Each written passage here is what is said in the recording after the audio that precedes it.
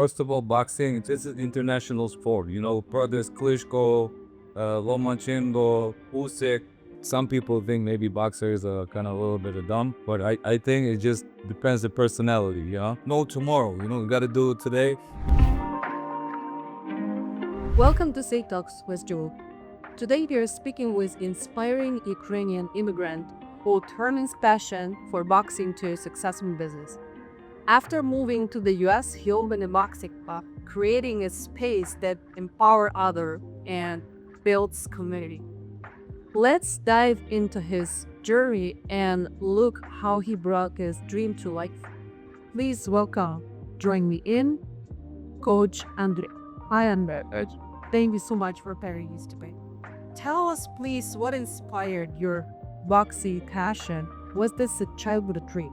Well, somehow. So when I was a kid, when I was probably 6, 8 years old, there was the 90s when the martial arts was super popular. Everybody was watching like Bruce Lee movies and excited about how those are how to fight. There was a moment when my dad, he bought a boxing gloves, and I met him outside on the street with those gloves. So I was so happy to see he have gloves. It was like a present from him. And then I remember me and my friends, we put one gloves. So we were sparring, like I had one gloves, the other guy had one gloves, and we were fighting the one gloves outside and having so much fun. And then after that, I trained a little bit by myself, like a lot of kids. My dad showed me something because we used to the judo, and of course in Ukraine. He wasn't a boxer. He wasn't a boxer, but Ukraine in the 90s, there was tough times. And then when everybody should learn how to fight because a lot of things happen outside, you need to defend yourself, to protect yourself. So he showed me some basics, probably, just like general basics, right? How old were you? Probably like 8 years old, 7 years old, Then I went to a little bit to karate school. That was like probably from 8 to 9. And then probably 10 to 12, I started doing Muay Thai. And then we were doing really well. And then I remember when I came back over the summer, I came back to Muay Thai. There was no Muay Thai anymore. So instead of Muay Thai, there was boxing school. So I started doing boxing. And then since then, probably in 2-3 weeks doing boxing, because I was already ready a little bit because I did Muay Thai before. I went to competitions and I did good. I won those competitions. And since then, that's when I started boxing, and I never stopped till pretty much David. What was the turning point that made you decide to move to the United States? To move to the United States was accidentally because at first I thought I'm gonna move to England because my sister lived in London. And at that time I was in at the Lviv Polytechnic University. So I was in the first year. And then they only had a program to go to England from second year. But from first year, I could go only to US, not to England. So I decided to do, you know what, I'm not gonna wait another year. I'm just gonna try to go to US, and then figured out what I'm gonna do next. And then I just took my chance and I got a visa to US. That was a work and travel visa. And I came here and stayed here. What was the most challenging part for adapting to the YS? I don't know, challenge. I wouldn't say challenging because I moved here when I was 20 years old. And for me, all the hard times and the hard moments in life, there was like a certain test. And there was, same time it was fun. Probably there was some time when I was illegally here. So probably that moment was kind of a little bit challenging when you always have this in the back of your head. Any moment you can leave this country, just get deported or whatever, right? But then when I fixed that problem with the immigration, I don't think it was any challenge as much. No. Was there ever a moment you thought is giving up? What kept you going? It was sometimes some hard moments, probably 4 years. So I moved here 2006, let's say 2000, not even 4 years, probably like 3 years being here. It was a hard time to figure it out, the immigration things. There was a moment when I was thought probably, okay, maybe it's time to move back to Ukraine. But then something kept me going here. I just stay here. Yeah, and I still here. What inspired you to open a boxing? I think actually it's opposite. I never changed any hard times or challenges because First of all, boxing, it's very, and this is international sport. You know, everybody from all over the world do boxing, and sometimes nobody even care if you're Ukrainian, American, Mexican, Puerto Ricans, whatever, it doesn't matter. So it's all united by sport, and also sport boxing, it united people. And I think another thing, actually, it helped that I'm from Ukraine. You know, brothers Klitschko, Lomachenko, Usyk, all the big Ukrainian names, now in the top world guys, and a lot of people actually want to learn what they know from Ukraine. They want to come to my gym and learn that style, Ukrainian style boxing. You know, so I think that that's actually healthy. You know. Boxing, yeah, boxing teaches like disciplines and resilience. So do you use these lessons in your personal life? Yes, of course. I think discipline, like in everywhere, anything you do, you have to have a discipline, even just to get up in the morning and go to work. So same thing, like, you know, when I was a kid, sometimes you feel like you don't want to go to the gym, you know, like you better hang out with your friends or you better go somewhere else, play video games. But you know, you have something scheduled, and this is the must. And then you just, no matter what, you're tired or not, you're hungry or not, or you want to do something else, you're still going and trying to achieve your goals. Have you ever heard any stereotypes about boxing in your career?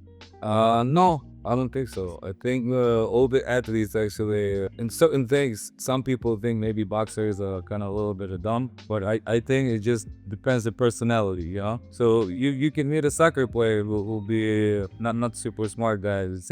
Same thing with boxing and many other sports, you know? Do you think immigrants have to work harder than Americans to achieve same level of success? Yes, I think immigrants, first of all, they come in here. A lot of them are coming here, not for all, right? But a lot of them will come in here without papers, without English. So I think this is challenging in the first, sometimes for some people, you know.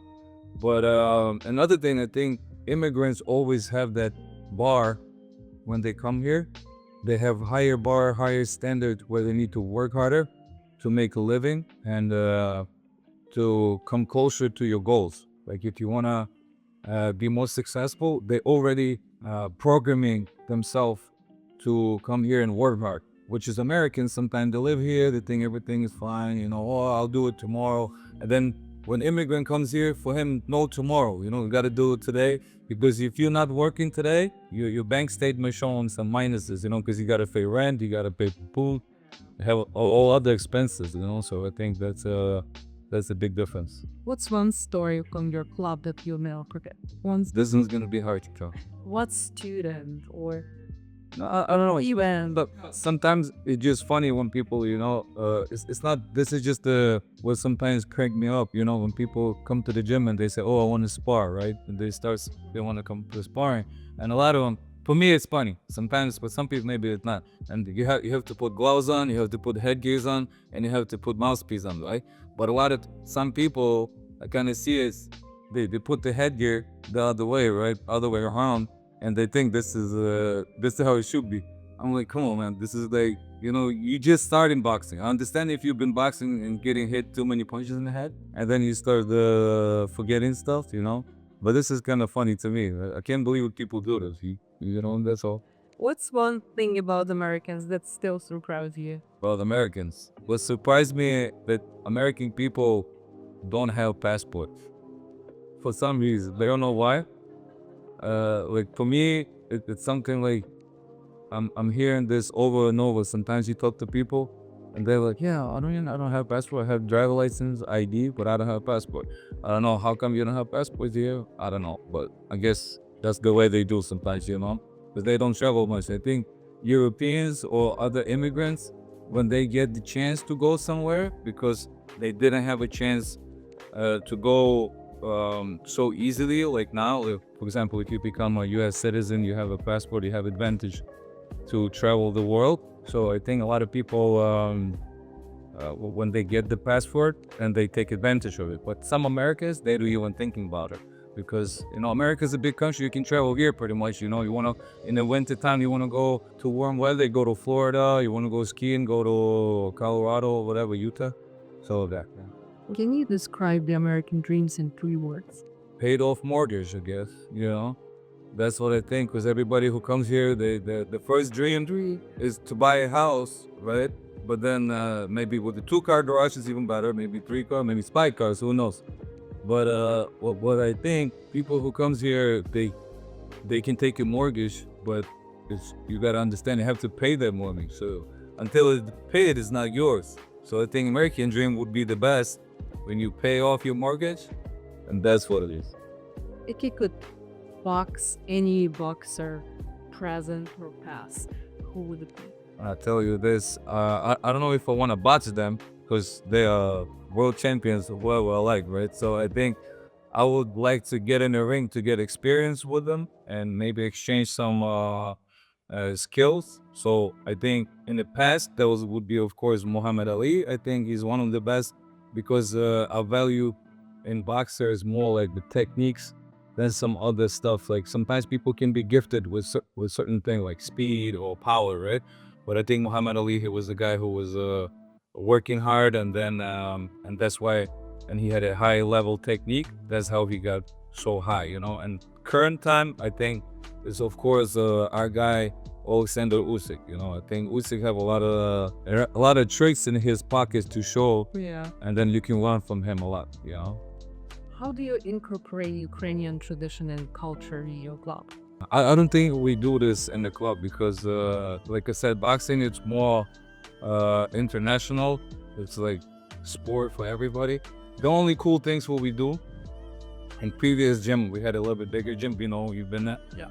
So I like to put flags all over the gym, but every flag in the other gym we had probably like more than 50 flags, and there was all people, all the members who brought their flag, and I always hang their flags on a wall. So when people come here from Ukraine, US, Mexico, Brazil, whatever, they can see their own flag and they feel kind of welcoming and more warming, you know, feeling.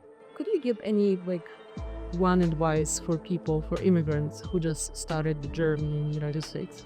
I would say just not to give up, you know, give it time and then see if it's yours. I think another thing, I think it's not a problem to stay here, see if this is for you, you know. I would tell you this. I think 5 years, that's enough to understand if you want to live here or not. But before that, you still have to adapt to a lot of things. But I think around 5 years, that's when people already, they know what they want and they know how it works here, the lifestyle and everything.